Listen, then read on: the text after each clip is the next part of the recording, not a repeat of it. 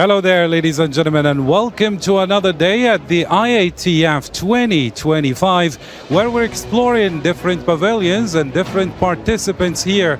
They are trying to bring a difference to Africa, the continent. And of course, we have seen many innovators and exhibitors that bring something quite new to the African market. All this and more, we're going to discover it in this report, and then we come back with our panel of discussion.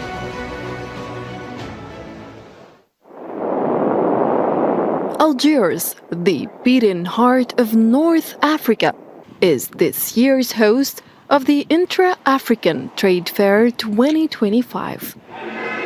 More than just an exhibition, the IATF has become the continent's marketplace where vision meets opportunity. We're here at the IATF 2025 in Algiers. We're here to present our product in this fair. We see as Mobot, as our company, we see this IATF, this trade fair as an opportunity, as a window for us and other companies to showcase what they offer to the world and Africa. It is also an opportunity for us to make friendships and also partnerships with the other companies. Over 1,600 exhibitors and 3,500 visitors and billions of dollars in trade and investment deals expected. This is Africa doing business with Africa on African soil. The African Continental Free Trade Area has opened a new era. The IATF is the platform that makes it real, turning policies into partnerships and ideas into industries. This kind of fairs, trade fairs, they can bring countries together, they can bring companies closer to cooperate. We can have B2Bs, and I think that they open the African gate to the European companies, the European countries, and especially the countries of the Mediterranean to come closer and to have a very fruitful and prosperous cooperation. The Greek delegation is here, is coming to as friends to a friendly country to make new partners, new economic friends, and I think there is a lot of interest for a lot of countries to see economically Algerian country, Algerian economy, Algerian business. Today, only 15% of Africa's trade is intra-African, far below other regions. But the big picture is clear. A single African market of 1.4 billion people worth over $3 trillion in GDP is taking shape. From energy and infrastructure to fashion and film, the African market is diverse and dynamic. The IATF is not just about buying and selling, it's about shaping a self-sufficient future. Certainly the African market is an opportunity market for many of the European countries. We look each country separately, but we would like to see an African common market in order to facilitate the imports and export of goods from Europe to Africa and from Africa to Europe. Beyond contracts and investments, the fair celebrates Africa's identity. It's a reminder that trade is not only about goods, it's about people, culture, and shared destiny. The Intra-African Trade Fair 2025 is more than an event. It is a statement. Africa believes in Africa. The big picture, the African market is here, and it is open for business. And in our latest news as well, the AFCFTA conference here at the Exhibition Palace in Las Apex, digital trade experts emphasized on the importance of the IATF 2025. This fair in building a digital infrastructure is considered to be a backbone of building the African trade unity and also development that SUC events are important in developing the African infrastructure, digital infrastructure at all the sectors. You can go online right now. So these platforms are necessary. They're fantastic. We need to do more of them. We need to support also not the smaller countries to host platforms like this. So, next one I hope will also shift into, I know Nigeria is next, but post-Nigeria, we also need to think about the other smaller countries and spread it across the region so that we're getting the messages across for Africa. And to tell the world, I want one message for the world, right? If you're not in Africa, you're not in the future. Well, the future certainly is in Africa, whether you're thinking about skills development, you're thinking about access to workforce, you're thinking about the next technology innovation, you're thinking about, your commodities and your golds and your diamonds. It's no longer just about the gold and diamonds and the minerals. We have young people. We've got, a very talented youth, that need to invest in.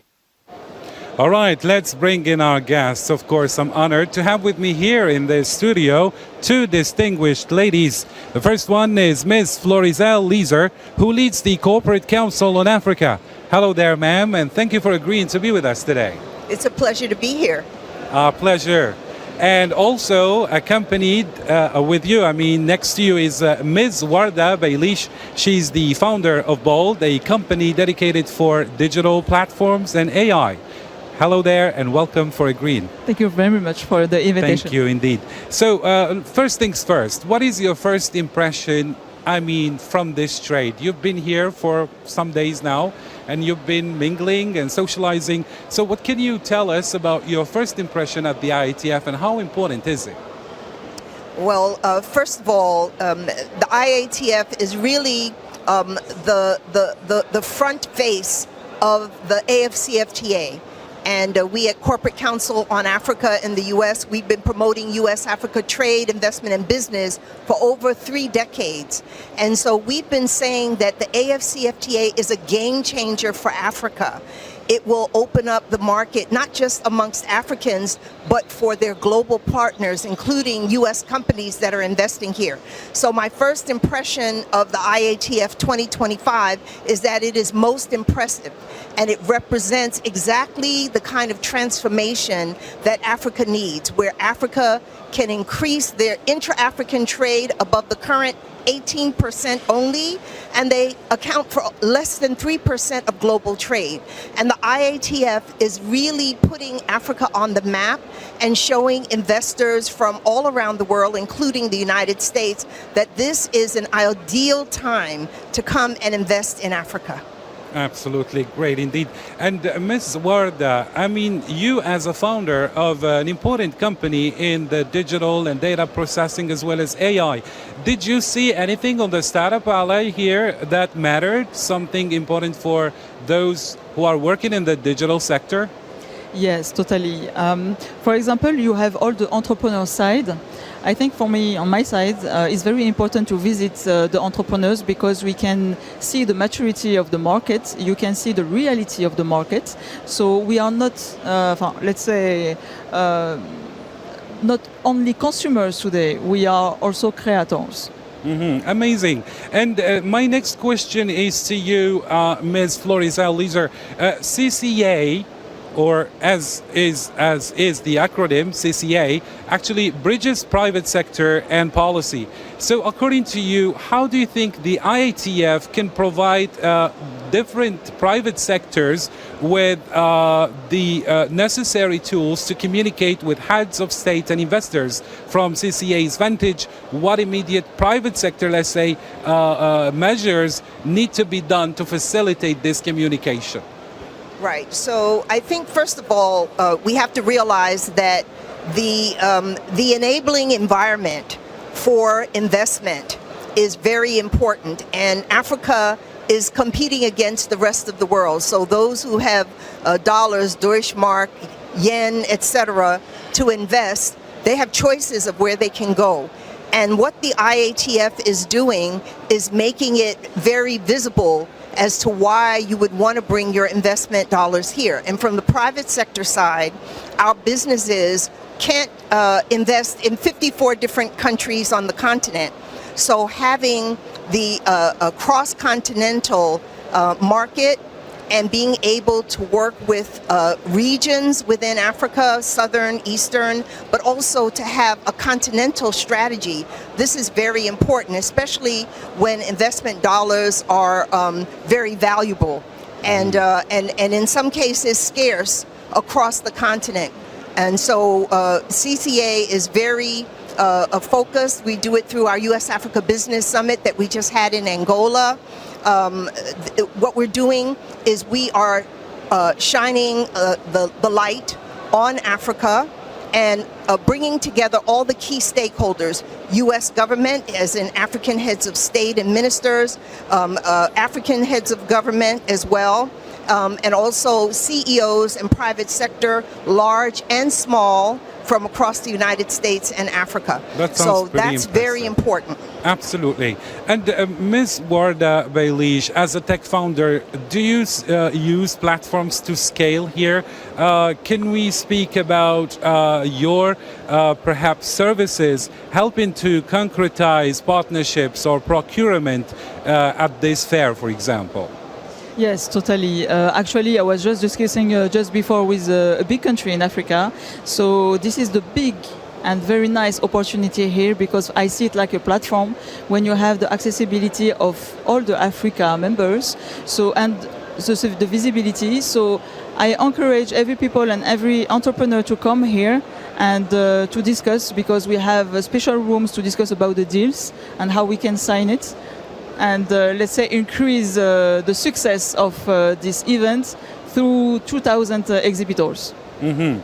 And this is to you, Ms. Florizel. CCA has been or has some deep U.S. African network, as you were just mentioning. How can those networks be activated to turn IATF introductions into something concrete on the ground? Well, I think what's important is looking at the institutions that are necessary to support greater trade and investment and business in Africa. Afrexim Bank has done an incredible job of providing the capital, as you know, the trade finance for companies, both African and U.S., that want to invest in Africa. And as I said, the IATF, with thousands of people here, exhibits that are so impressive, all the different companies we've seen here at IATF 2025, we think that we can now look at what are the concrete kinds of deals and commercial partnerships that can come out of a trade fair like this one. And we believe that it's quite substantial. I think I heard yesterday that it was over 42 billion that had been signed. Mm-hmm. Thank you indeed. And Ms. Warda, you're technically, as we mentioned and introduced earlier, in the field of technology, and this is very important to cut costs, let's say. And as a lot of startups, companies are having this issue. So can you illustrate more how can digital platforms and all this field of technology help the small and medium enterprises as well as startups reduce the costs? Yes. The first option that they should take is to think how they can do the things faster. So, for example, if you want to answer to multiple customers, you can have an AI agent to automatize all the process to answer to your customers or your prospects.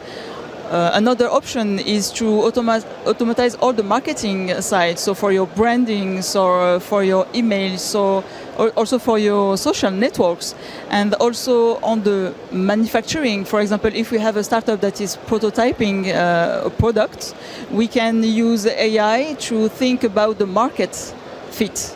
So to optimize the MVP, so the minimum valuable product, to optimize this process, to optimize the return on investment, and also to think, let's say, macro, not only macro or not only micro, because I see a lot of entrepreneurs thinking about their product that it will for sure works on the market, but perhaps sometimes it's just better to take an helicopter view and to ask to the good people to have a more strategical level. Mm-hmm. Thank you indeed. And Ms. Florizel, Cooperative procurement is a big door for many. How can multinationals present at IATFs commit actually to something measurable, like measurable supplier inclusion, which targets, for example, small and medium enterprises? And what role can CCA play to verify and scale that? Well, I think that, first of all, at least for U.S. companies, which is what I know about, we have over 100 U.S. and African members of CCA who are invested in the fastest growing sectors in Africa: agribusiness, energy, green transition, health, infrastructure, finance. And most of our member companies have a policy of engaging with their local partners wherever they invest. And we have seen this, I don't want to start naming companies, but we have seen this across many of our member companies, that it's important to them that they partner with the local, the government, the federal government, and the local government to ensure that people are pulled into the supply chains and the procurement chains that they have, and to make sure that local people benefit as much as possible from the investments that U.S. companies are making all across Africa. Clear indeed. And now let's get back to the topic of technology again. Data privacy and cross-border flows are actually hot topics, Ms. Warda. For a startup listing on regional marketplaces, what are the compliance basics they must have right now when we talk about privacy? The first point is to think about the personal data. We heard lastly that we have a new article on the Algerian government side that is mandatory to have exactly where the data is stored, for who is using them, and so on. So for me, the first layer is the personal data. Secondly is thinking about the world resources. So to think about how they are using the AI, because it's too much consuming resources. And the third point is about all the, let's say I mentioned the systemic and holistic approach, is to think 360% degrees, is about all the suppliers, manufacturers, the customers, how you are storing all your data, how you are using them, and so on. Because today we should know, we should be aware that all those data is valuable, and they could be, let's say, geopolitical and geoeconomical, topic. Yes, indeed. Yeah. And Ms. Florizel, so let's talk a little bit market here. From a market access standpoint, how should governments balance immediate trade facilitation measures with long-term digital infrastructure investment? For example, the priority for sequencing. Well, I'm not an expert on digital infrastructure, but I do know that digitalization of the economy across Africa is very important, and we are seeing that happen. And we know that when we look at what happened with just a mobile service on the continent, we know that they have leapfrogged in many ways. This has been very important. I think the key in terms of the government is that they have to put in the right policies, the right regulations that are going to allow companies to be able to move in and effectively be able to offer their services to the population. And we have to remember, it's an investment. They are here not necessarily to do good, though many companies do good here. They're here to do well, which is about business. So I think that putting that environment in place and the ecosystem that supports investment into key sectors, including digital infrastructure, as well as other hard infrastructure, is very important for Africa to be competitive globally. There you go. And this is my point exactly. Speaking of infrastructure, Algeria has been invested in this, in developing infrastructure, mainly railroad, even just road infrastructure. to reach other African countries and, lower the cost. There are some countries there that have no ports and so on and so forth. So Algeria invested in these two, railroad and road infrastructure, as well as digital infrastructure. But we can see a lot of African countries are still struggling, for example, with electricity. And since we're speaking about digital infrastructure, you cannot have a digital infrastructure if you don't have electricity in the first place. So that's why I'm telling you what are the immediate measures that all governments should agree on, maybe to make this IATF a platform, not just like this affair, but rather a digital platform as well. Yeah, so Warda, what can you say about this? Yeah, because it's very interesting. I would like just to mention that it's complex, actually. It's not so easy. Because we have a lot of discussions and, let's say, thinking, because we have one continent, we have, let's say, one world, but different cultures, different, let's say, challenges according to the continent and so on. So I totally agree with you, because we need to sit on the table, but not only the institutions. For me, I see the entrepreneurs, the CEOs, and many people from, let's say, from the people, exactly, from different countries, to propose like a brainstorming. Because AI and new technologies, because today we are talking about AI, but we have also the quantic that is coming so fast, and the VR, the AR, and all the numeric and new technologies. So to be able to project ourselves, to be able to anticipate all those new challenges that are coming so fast, we should sit on the table and discuss, taking time. We know that it's complex, but we should do it, because our context in Africa is different from the globe. We need to cooperate, but also we need to move fast.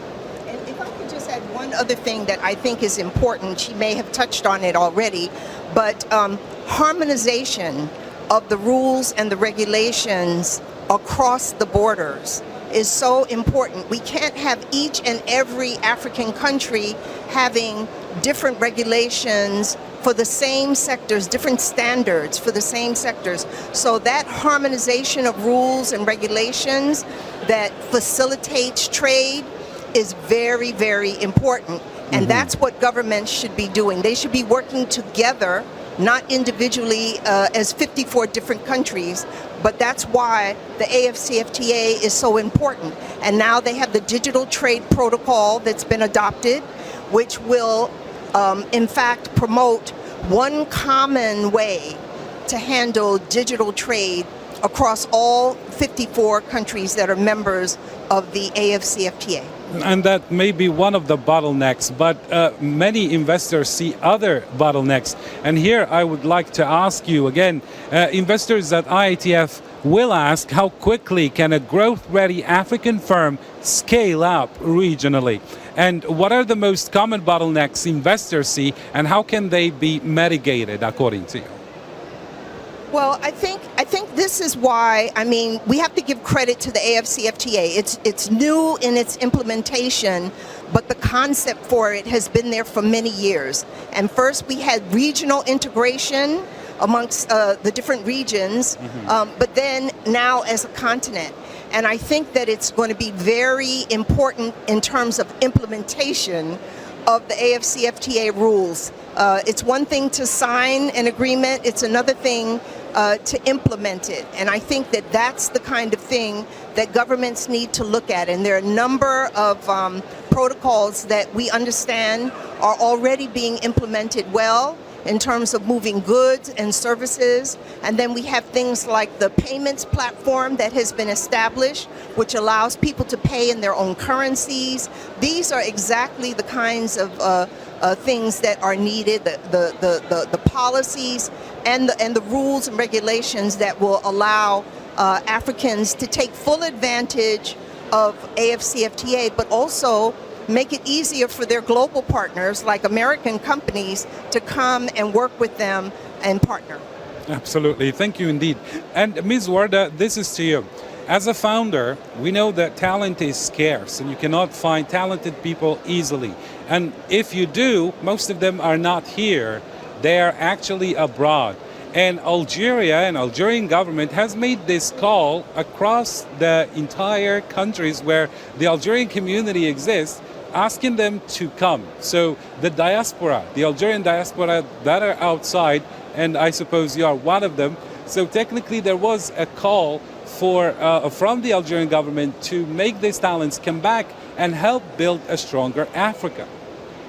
Yes, indeed. Another big topic.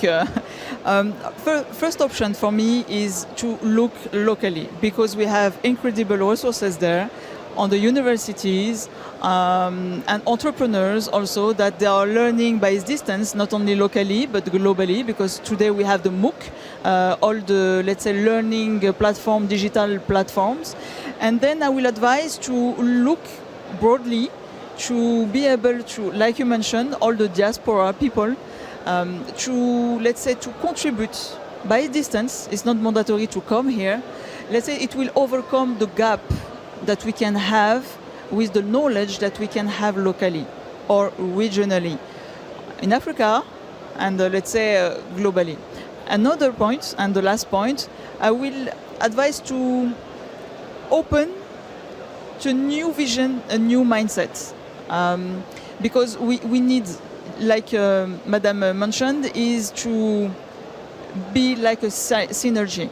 We need a synergy, we need this harmonization. So please look for the diaspora and look broadly, because we need more people. We don't have enough people. We can learn from that people and we can build, of course, together. Thank you indeed. And now, dear viewers, we go for a commercial break and then we come back with a discussion.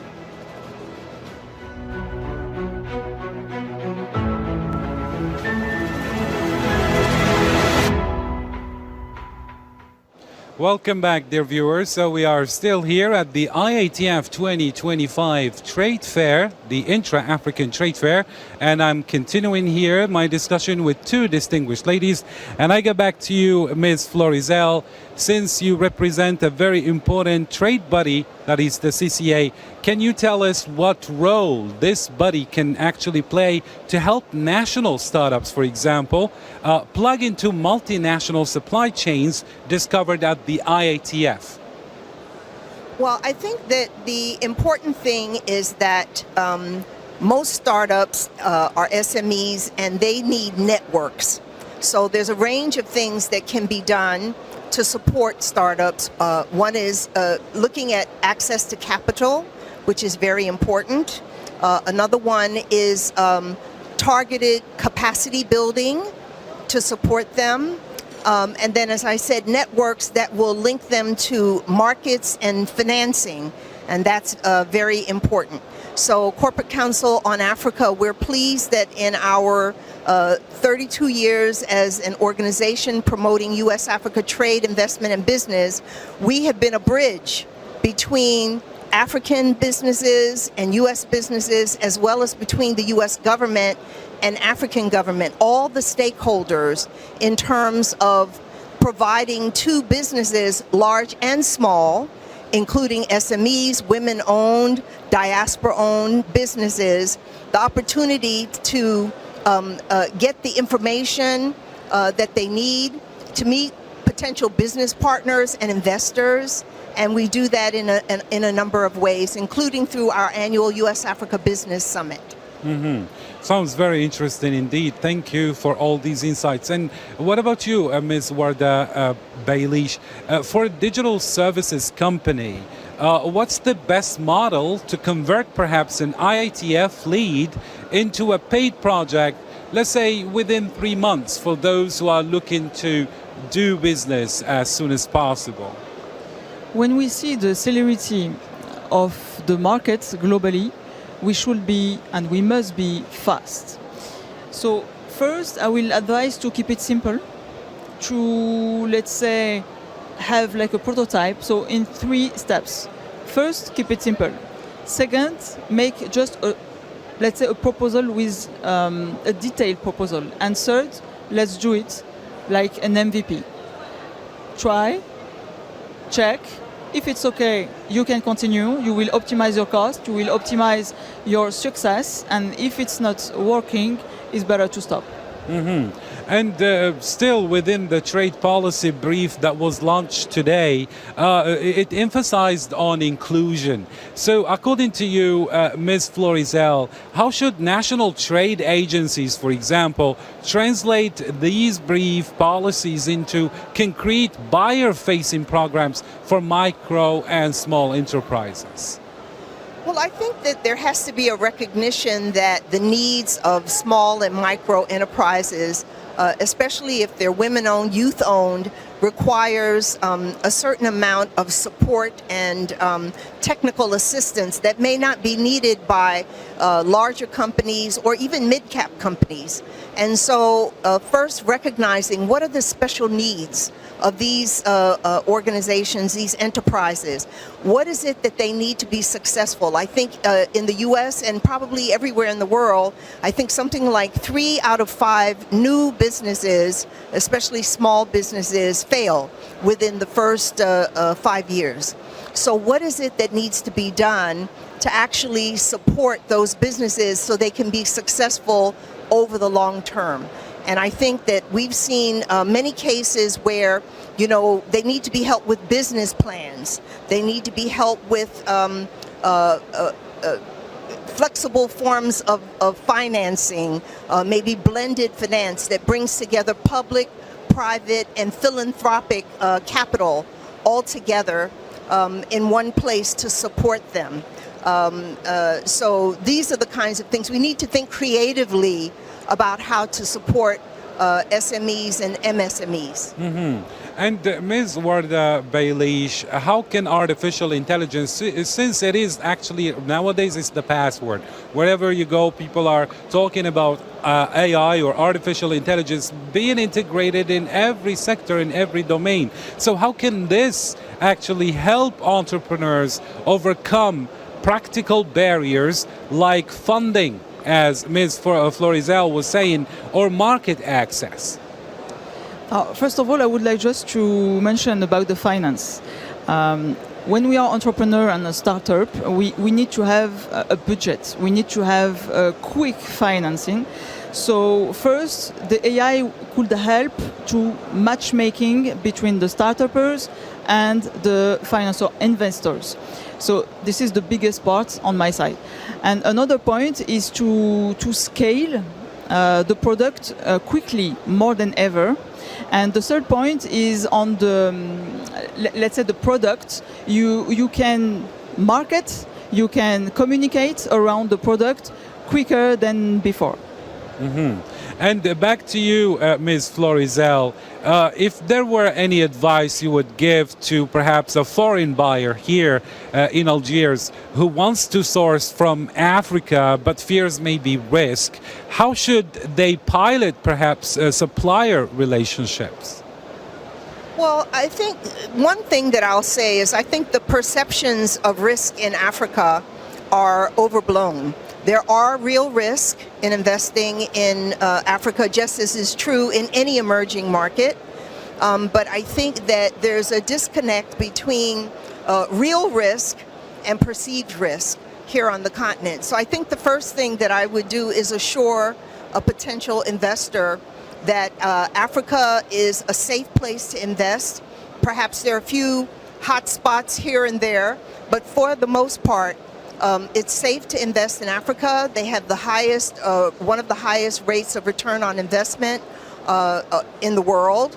And that, you know, now that they have a single market that covers 1.3 billion people and equivalent to $3.4 trillion, that they should jump in and find a way to basically invest here, including in the value chains here, so that Africa can add more value to its natural resources and commodities instead of exporting so many of their products as raw materials. This is actually why Africa accounts for less than 3% of all global trade. It's because they are not processing, and the beneficiation of their products is happening on other continents.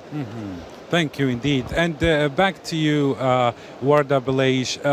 There are a lot of challenges that we might see in emerging markets. And as just Floriza was saying, the risks perhaps are overblown.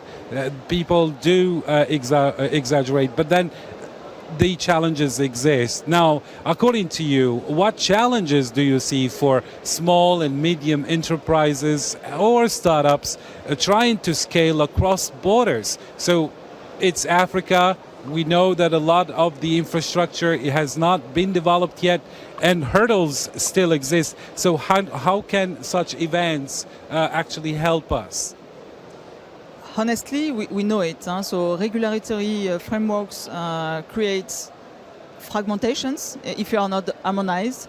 And according to me, I see, let's say, the Iatf, the big event, that we can have the first handshake to lead to a deal. So for me, today, just now, it's good to come here at the Iatf.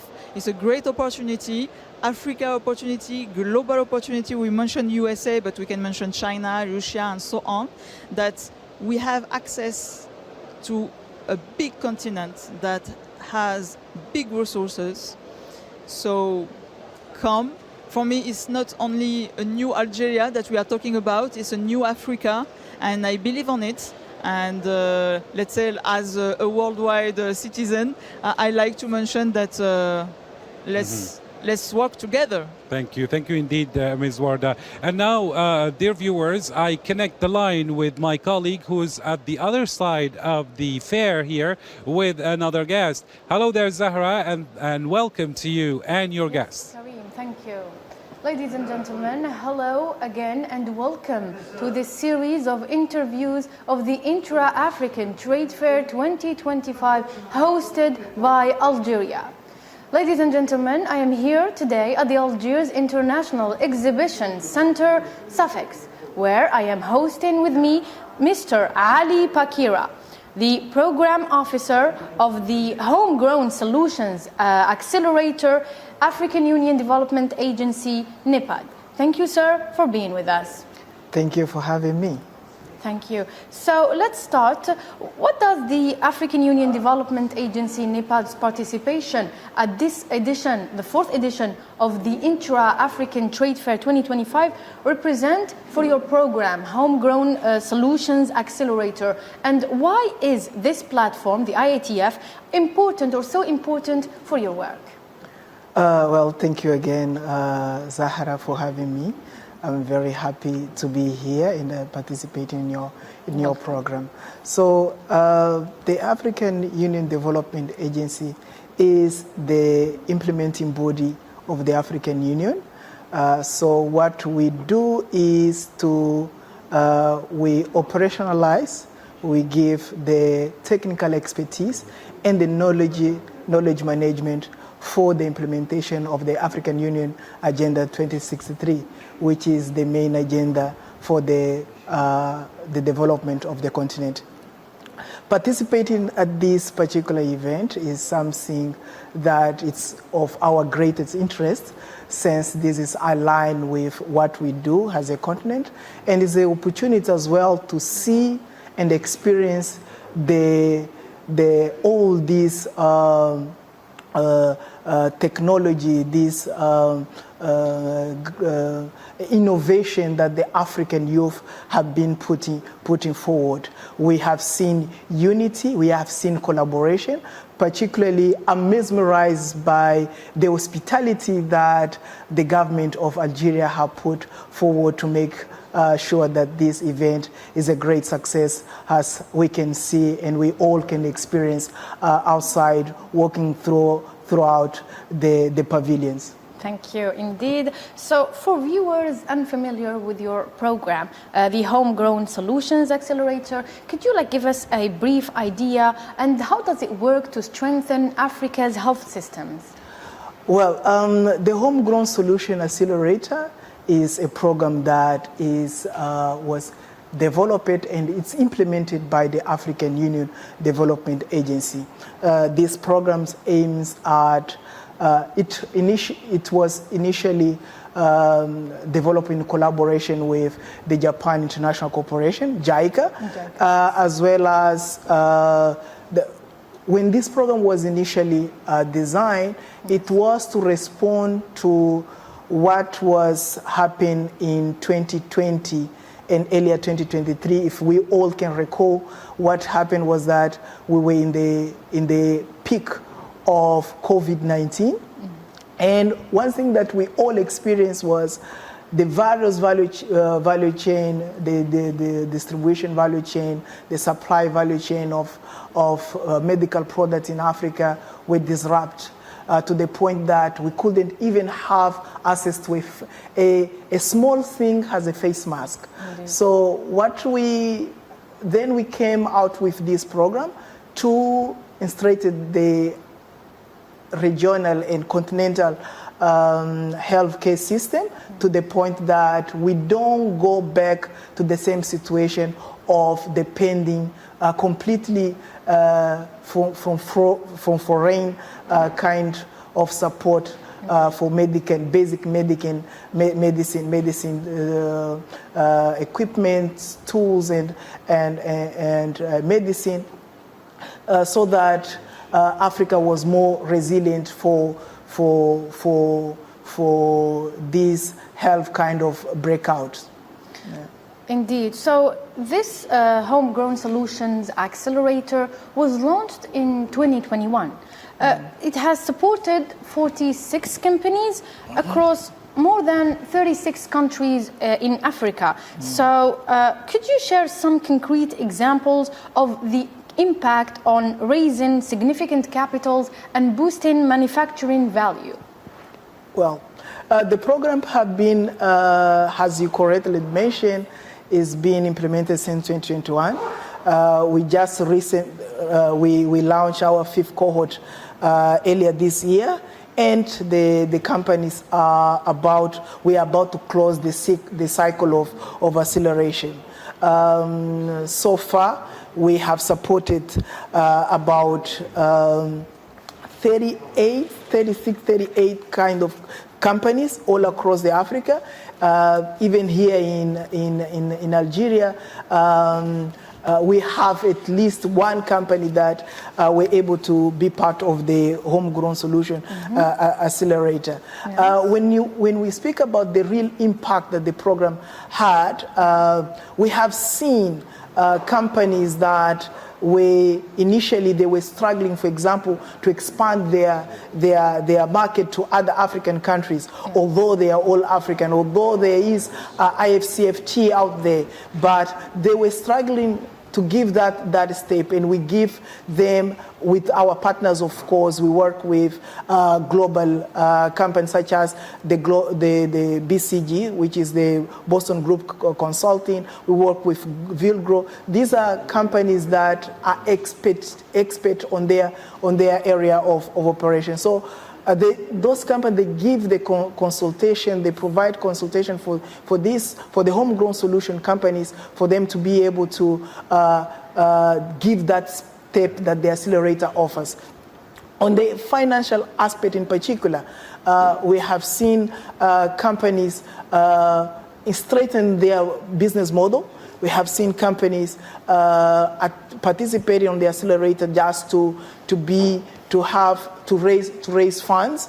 What we do, we provide them with, we enhance their business model, we enhance their operational plans, we enhance their fundraising strategy. So all of this is offered through our partnerships with the companies that I mentioned, so that they can become more prepared, financial ready, to access as much fund they are willing to get from the various ecosystem players within the health sector that are investors as well to business in this sector. So you've mentioned the African Continental Free Trade Area Partnership, or partnering with the accelerator, and also JICA. So how do they actually help you enhance to reach effectiveness in the accelerator? So when it comes to IFCFTA, it's impossible nowadays to speak about developing or integrating the continent, or even expanding to other markets in the continent without speaking about the IFCFTA. Yes. This is the main trade, the main platform for connectivity and trade within the continent. So the platform, of course, has part of the African Union leveraged the existence of the IFCFTA to deliver its purpose. As for the JICA, they have been our supporters since the inception of the program back in 2021. They have been investing in the program, and they continue with us until now. Of course, this experience and this partnership is very valuable, because not only we give the opportunity, we develop and we scale the business in Africa, but we give them also the opportunity to connect with business in Japan. Indeed, yes. As example, very recently, during the TCAD 9 that happened just last week, yes, we had a couple of business within the accelerator which were invited to be part of the TCAD, and they had the opportunity to showcase their service and products within the TCAD, and were able to also close some business with the participants of TCAD and the Japanese investors to them. And actually, as part of this collaboration, in November this year, we will have a visit. Will come a group of investors from Japan will go to Nigeria to visit some of the business that have been part of this accelerator as well, and we hope that they will be able to close some deals and invest in the continent. Indeed. So finally, one last question: if you could send a message for our viewers from the IATF 2025 and to the African innovators and investors, what would you tell them? First, speaking about the African innovators that who are interested, they are in the health sector, and they are interested to receive the support from the accelerator. They are very welcome. Later this year, we will launch the call for the 6th cohort.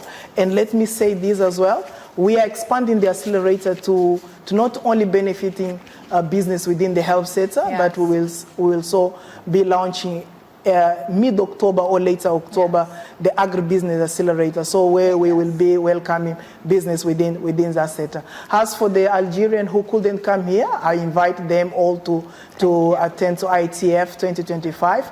It's a great opportunity to connect and unite as Africans. Thank you. Thank you.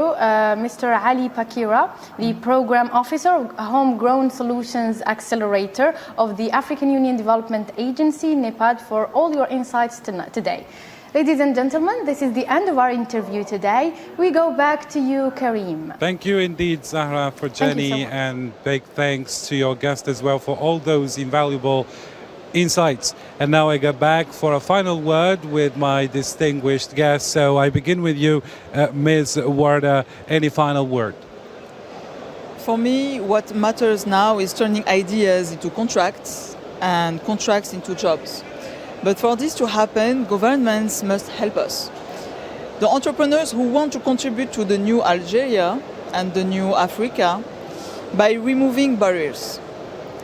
We must feel and live facilitation and simplification so we can envision, propose and create. Thank you indeed. And back to you, Florizel Lezer. If you can tell us what is your final word and what are your prospects for the future of IATF? Well, what I would say to all the viewers is that Africa is the continent to be focused on at this point. You have fast-growing economies, including Algeria, from north to south, east to west. You have a youthful population. You have a tech environment that's growing here, and many business opportunities across key sectors of growth. So if you're here at IATF 2025, I believe you've seen the promise of Africa. And if you weren't here at IATF 2025, I hope you'll be there at IATF 2027, which will be in Nigeria. Thank you indeed. And there you have it. You heard it from both Warda and Lizer that actually the future is in Africa. And we are here on this continuing coverage on the IATF 2025. Stay tuned to our channel for other coverages. And until next time, have a good one.